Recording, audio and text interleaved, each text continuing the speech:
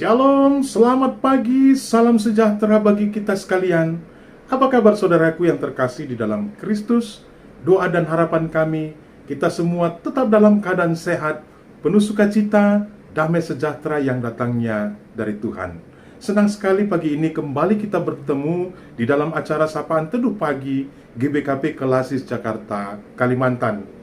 Harapan kami melalui Sapaan Teduh Pagi ini, kita semakin semangat, antusias di dalam melakukan aktivitas kita hari ini.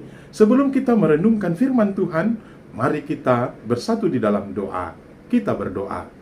Bapa kami yang di sorga, kami sungguh bersyukur berkat yang Kau limpahkan bagi kami hari ini luar biasa.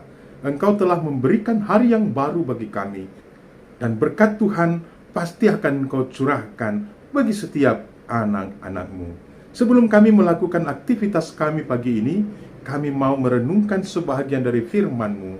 Kiranya Roh Kudus yang memberkati hamba-Mu, yang memberkati kami sekalian, agar firman-Mu dapat kami terima, dapat kami lakukan di dalam kehidupan kami. Di dalam nama Tuhan Yesus kami berdoa dan bersyukur. Amin. Saudaraku yang terkasih, firman Tuhan yang menjadi dasar renungan kita pagi ini tertulis di dalam kitab Imamat, pasal yang ke-19, ayat yang ke-13. Saya akan membacakannya bagi kita sekalian. Demikianlah firman Tuhan. Janganlah engkau memeras sesamamu manusia, dan janganlah engkau merampas.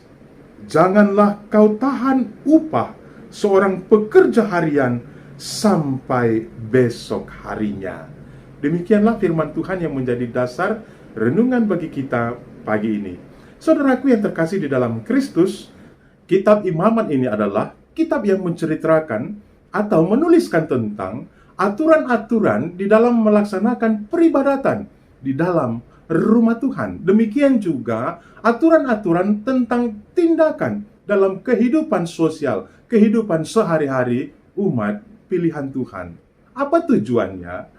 Agar bangsa Israel atau umat pilihan Tuhan itu dapat melakukan tindakan-tindakan yang sesuai dengan karakter Allah, yang sesuai dengan kehendak Allah.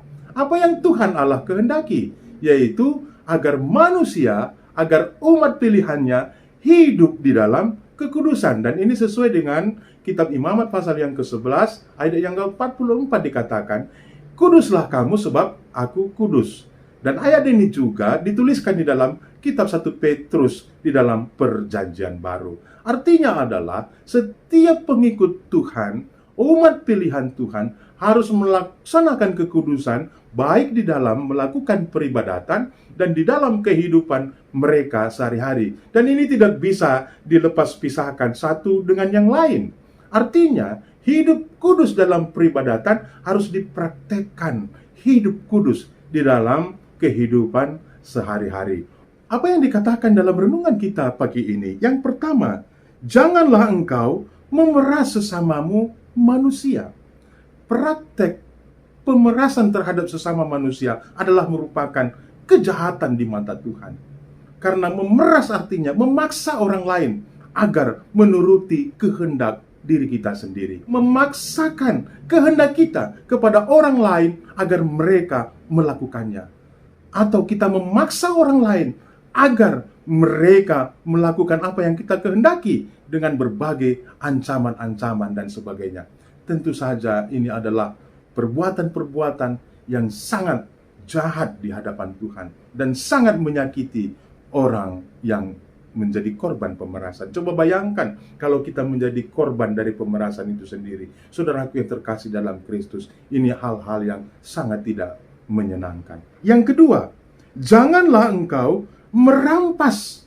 Merampas artinya mengambil hak orang lain yang bukan milik kita sendiri. Merampas dengan paksa tentu saja adalah ini perbuatan-perbuatan yang sangat tercela di hadapan Tuhan. Dan perbuatan ini akan menyakiti orang atau korban perampasan itu sendiri. Dan yang ketiga, janganlah kau tahan upah seorang pekerja harian sampai besok harinya. Artinya, orang yang bekerja sebagai upahan harian adalah orang yang sangat mengharapkan uang hasil pekerjaan mereka untuk membeli atau mencukupkan kebutuhan mereka hari ini.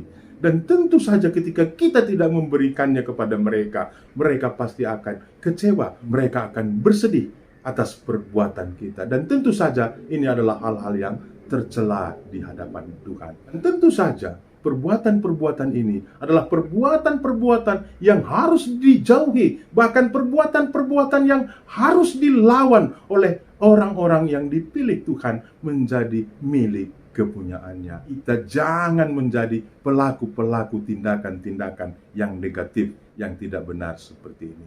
Inilah yang dimaksudkan dengan perbuatan-perbuatan yang kudus, perbuatan-perbuatan yang sesuai dan seturut dengan kehendak Tuhan. Saudara-saudaraku yang terkasih di dalam Kristus, kita tidak boleh menutup mata kita bahwa di sekitar kita banyak sekali orang-orang yang menjadi korban dari pemerasan, perampasan, dan ketidakadilan. Dan tentu saja sebagai umat pilihan Tuhan, pengikut-pengikut Kristus, kita harus menjadi pembela dan kita harus menjadi penolong bagi orang-orang yang menderita, yang menjadi korban atas perbuatan-perbuatan yang tercela di hadapan Tuhan.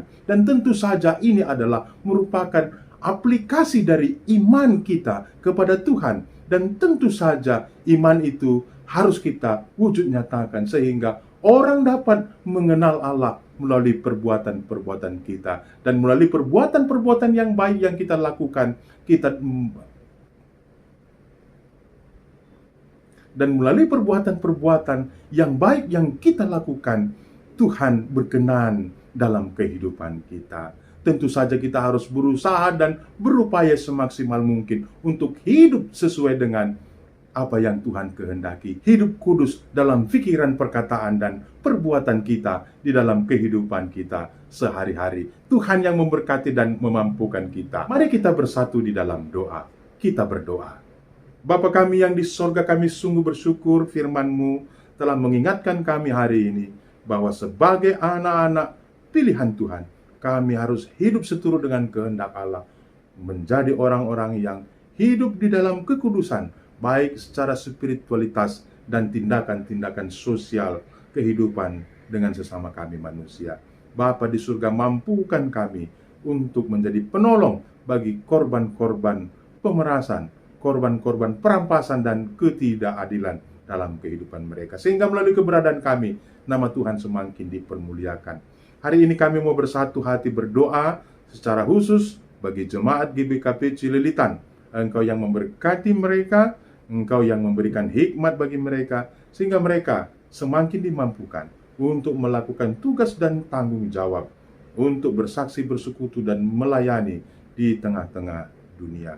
Apabila ada jemaat Tuhan yang sedang mengalami sakit penyakit, Tuhan yang mendatangkan kesembuhan dan pemulihan. Apabila ada jemaat Tuhan yang sedang berduka, Engkau yang mendatangkan penghiburan.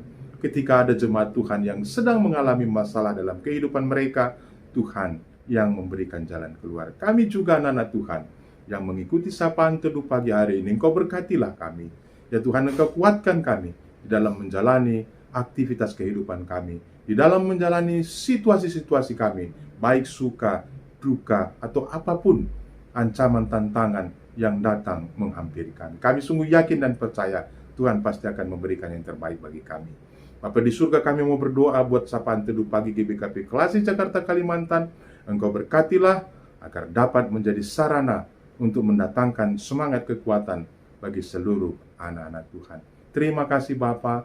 Kami juga tidak lupa berdoa buat bangsa negara kami. Engkau berkati pimpinan-pimpinan kami sehingga mereka dapat melakukan tugas tanggung jawabnya dengan baik. Demikian juga dengan gereja GBKP, Engkau berkati agar menjadi sarana Tuhan untuk menghadirkan kerajaan Allah di tengah-tengah dunia ini. Ampunkan kami akan dosa pelanggaran kami, agar kami layak disebut anak-anak Tuhan, karena kami datang berdoa bersyukur di dalam nama Tuhan Yesus Kristus Juru Selamat kami, yang telah mengajari kita doa Bapa kami, kita ucapkan bersama-sama. Bapa kami yang di sorga, dikuduskanlah namamu. Datanglah kerajaan-Mu, jadilah kehendak-Mu di bumi seperti di sorga. Berikanlah kami pada hari ini makanan kami yang secukupnya, dan ampunilah kami akan kesalahan kami, seperti kami juga mengampuni orang yang bersalah kepada kami. Dan janganlah membawa kami ke dalam pencobaan, tetapi lepaskanlah kami daripada yang jahat. karena Engkaulah yang mempunyai kerajaan dan kuasa dan kemuliaan sampai selama-lamanya. Amin.